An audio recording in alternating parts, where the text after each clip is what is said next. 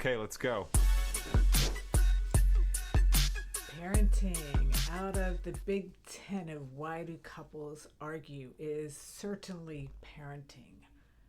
The hardest thing you will ever do in your life, and extremely can become an extremely rewarding thing.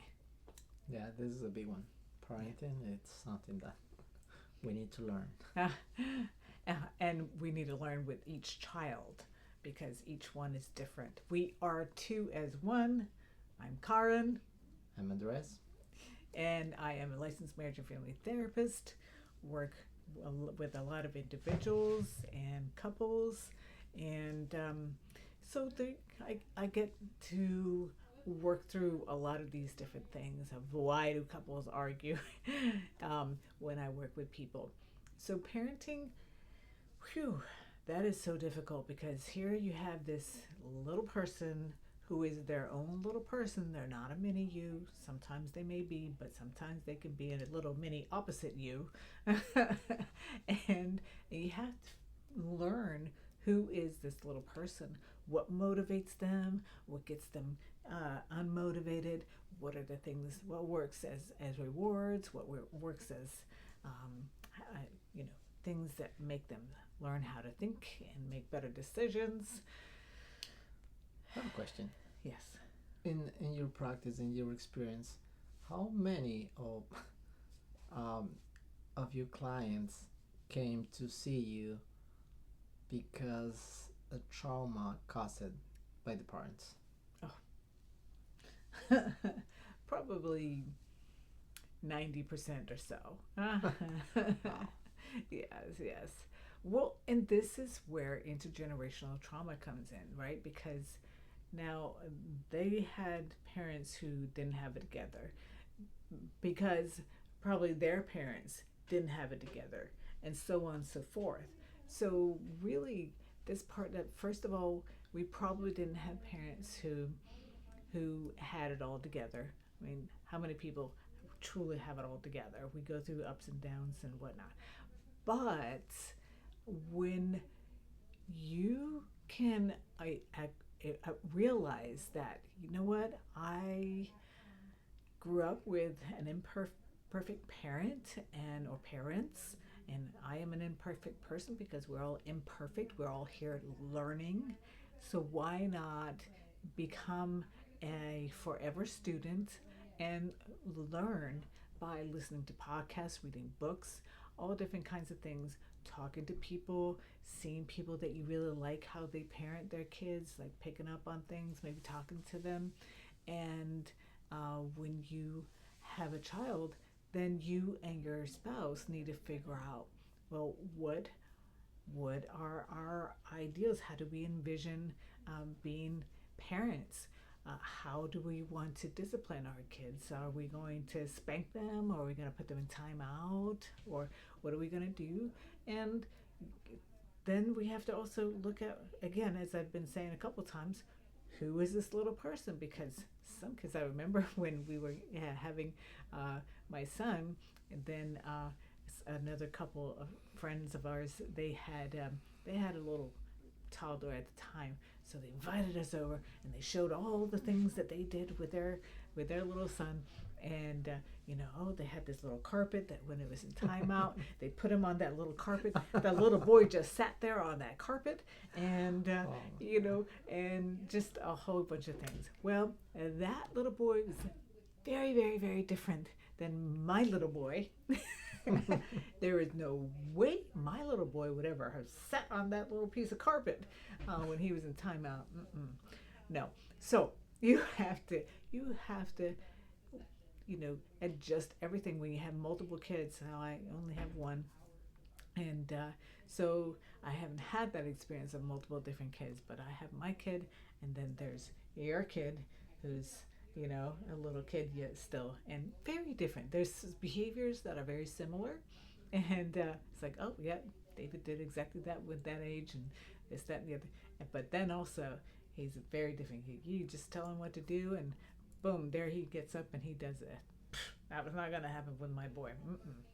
No, so I had to pick my battles, and pick and choose where what was going to be important. And the thing with the father of my son and I was that I was the hard ass and he was the softy. So, um, many times it was that part of figuring out how could we get us on the same page. Usually he would, for the most part, go along with what I was saying, but uh, many times it was like our son would run to him because he knew that he could, get away with stuff over there and get away from me because I was gonna not hit him, but I was going to put my foot down, and it was just a matter of who's the most stubborn one, and I, for the most part, it was going to be me. Sometimes it was him. So there's a lot of this here. So what are some things that parents can get into arguments about? Screen time, especially these days. Oh my goodness. Right? Be careful with the screen time because who do you want to parent your child? Do you want some people out there? Also, there's a lot of pedophilia and that out there on the internet. So you have to be really, really careful. And even if you're talking about, oh, but this game on the screen is educational and this, that, and the other, we know for a fact that children need hands-on things, not screen time.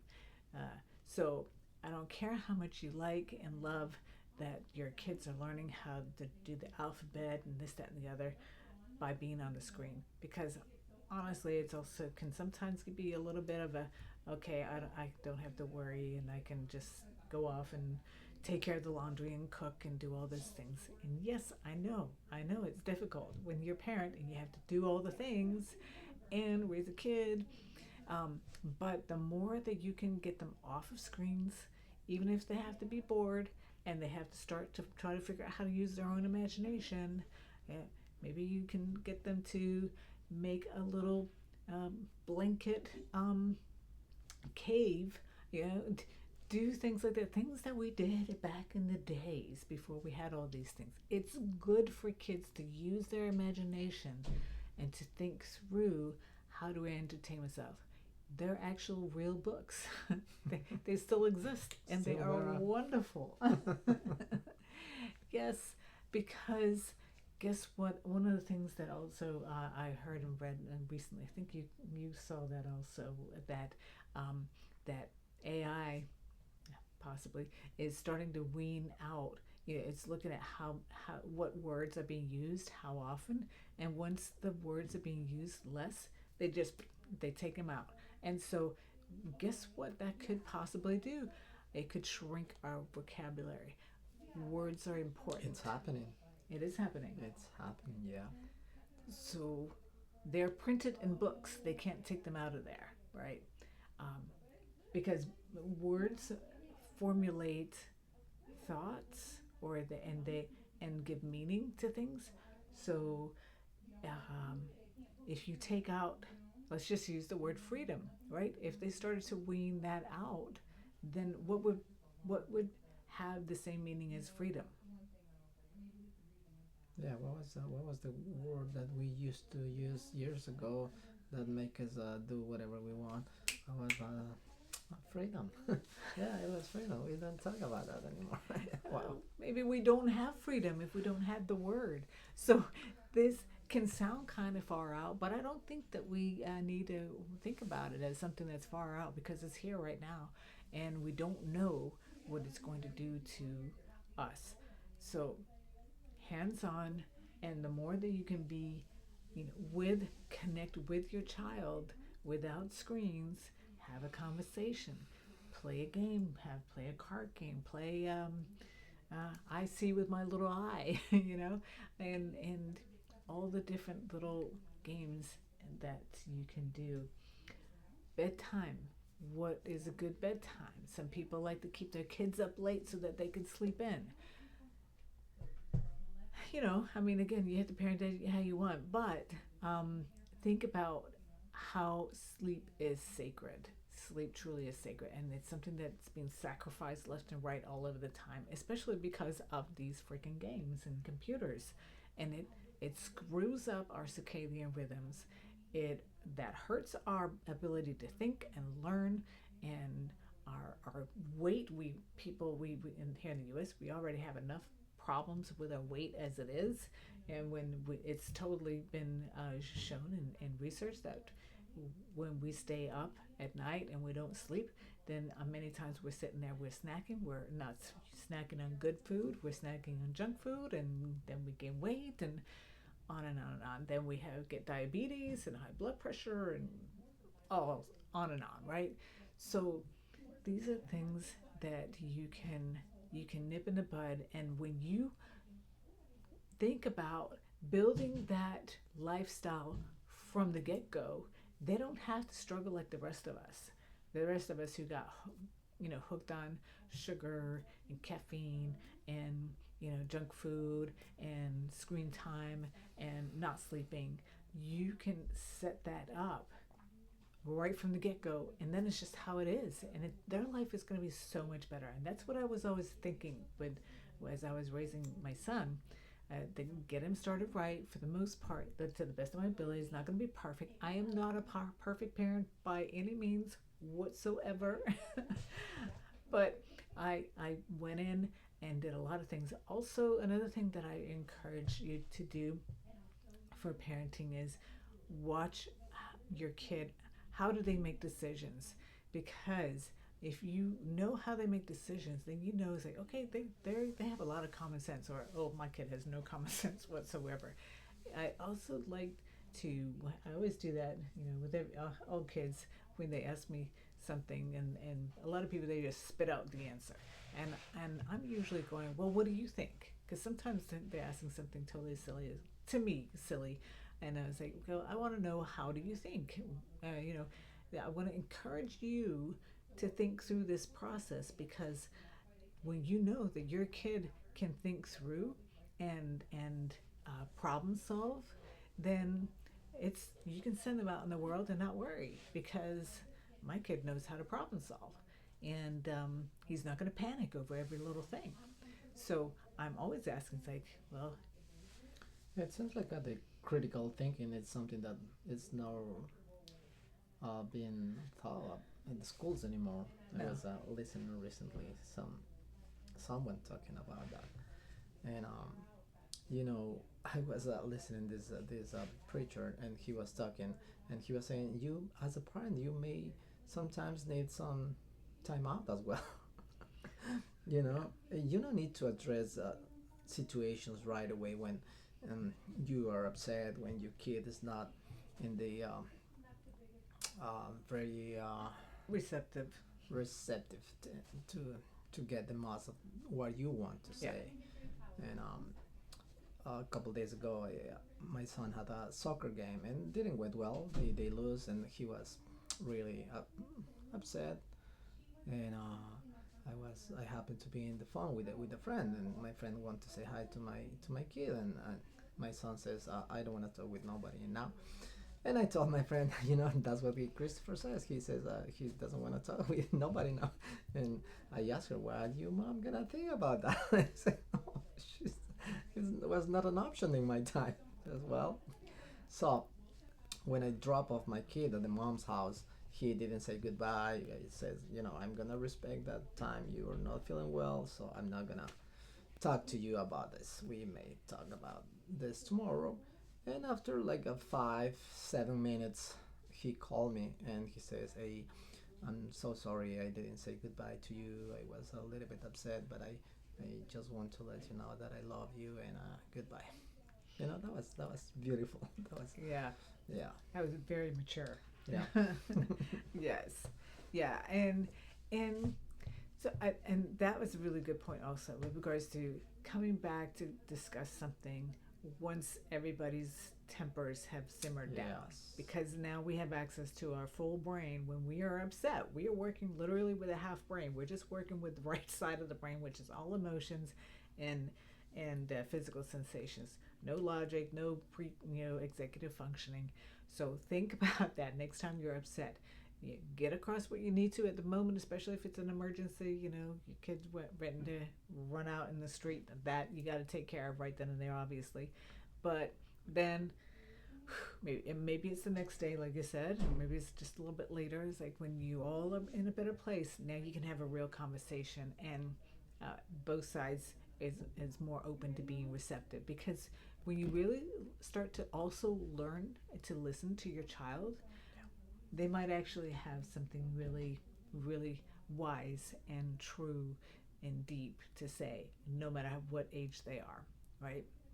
Yeah, I remember because we have to redo it this episode, and in the previous one, I mentioned that we I took my son to the soccer game. It was a huge European teams came to the city, so I decided to it was his first experience watching professional soccer, and I was taking the pictures, trying to capture the moment. And at some point, he says, "Can you stop and we can enjoy this without the pictures?" And I was, okay, okay, all right. Enough, Dad. Come on. Yeah. Yeah, yeah, that's funny. Yeah. So again, with regards to working together with another person, you're with your spouse on parenting your children, it is something that it's a really great idea to get as much on the same page as possible. You can you can already plan out. Well, if you've seen there's a pattern of your child doing these things, maybe they act out at school, maybe it's at home. There's certain things that they don't like to do. Well, talk to your spouse and come to a conclusion of okay, well, we're gonna try this consequence and this consequence and this consequence. We're gonna go ahead and when the time is it's time to do the dishes and they don't want to do it, then okay, well, we've already discussed that the options that we're going to give them is that you do the dishes now, or and if you do that, then you can have an extra, we'll read an extra book for you at bedtime, or you can choose to not do it, and then you're going to have to go to bed an hour earlier tomorrow, or things like that. So when you have already discussed what are some of the consequences that you're going to put to practice, then you don't have to stand there in the moment and try to think of something, because whatever you say as a parent, you need to follow up on, because otherwise you're just teaching them that you're just all talk and no action, and that's not good. You don't want to teach your children that. Yeah. So let us know what are some of the things that maybe you and your spouse or your co-parent have, or maybe you have stepchildren, that a lot of blended families, we're a blended family, that you work with, had things that work, challenges that you come up against and maybe overcome. Because again, when you share here, you're not just talking with us, you're sharing with everybody. And it's incredibly helpful. I always find that the comments are super helpful for myself when I'm watching something else. Sometimes there are comments like, "Wow, this is really cool," and so you're helping other people as well. Yeah, Yeah, let us know what you think about it. like, share, subscribe, all the things. We love you. Go out there and shine your beautiful inner light.